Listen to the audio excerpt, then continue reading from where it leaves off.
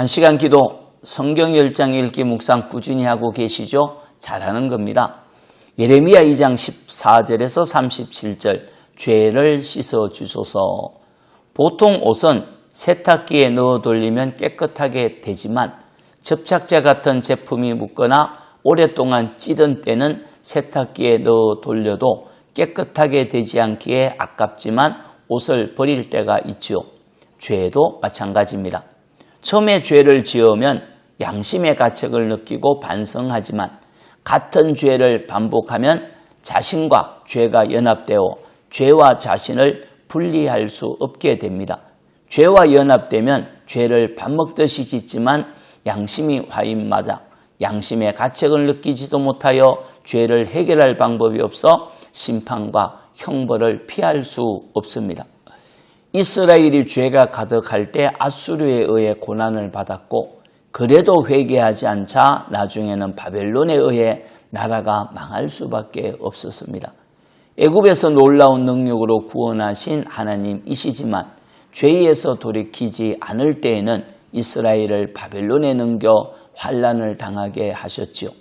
하나님의 택함을 받은 언약 백성이지만 하나님 백성됨을 기뻐하지 않고 등을 돌리고 죄를 지을 때 파멸에 이르게 되었습니다.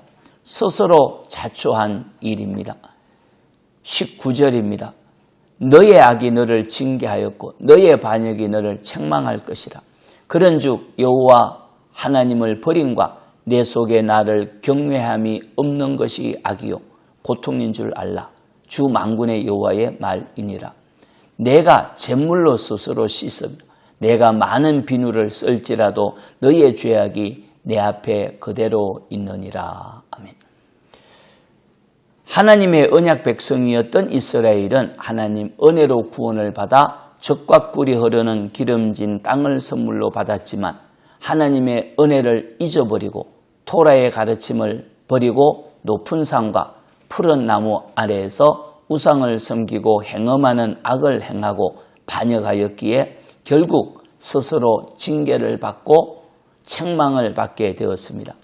이스라엘의 악과 반역은 한 번, 두 번 일어난 것이 아니라 체질이 되어 습관적으로 행하였기에 고침을 받을 수 없었습니다.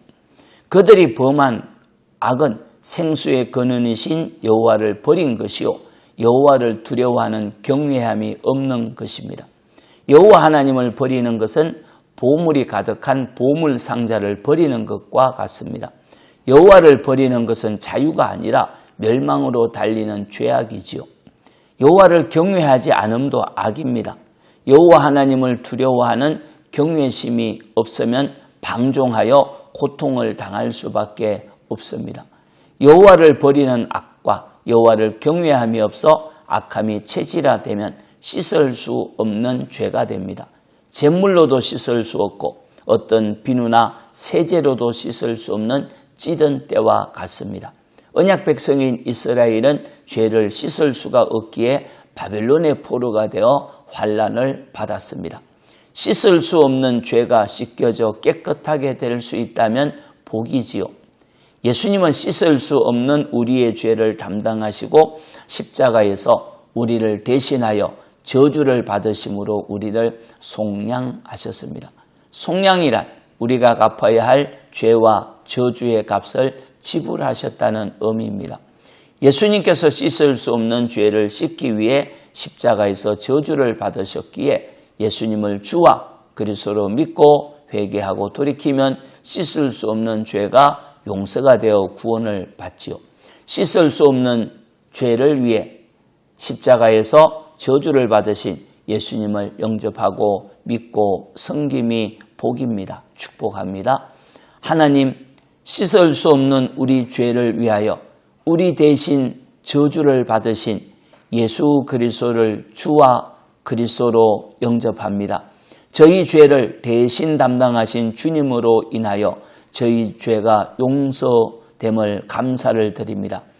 거룩하게 되었기에 거룩한 삶을 살아갈 수 있는 힘이 있기를 원합니다. 성령으로 역사하여 주옵소서. 예수님 이름으로 기도합니다. 아멘. 기도입니다. 첫째, 주여 씻을 수 없는 죄를 사하여 주옵소서. 둘째, 주여 거듭남의 복음을 알게 하소서. 찬송은 250장 구주의 십자가 보혈로 하나님 경외합시다. 살아날 길입니다. 아멘.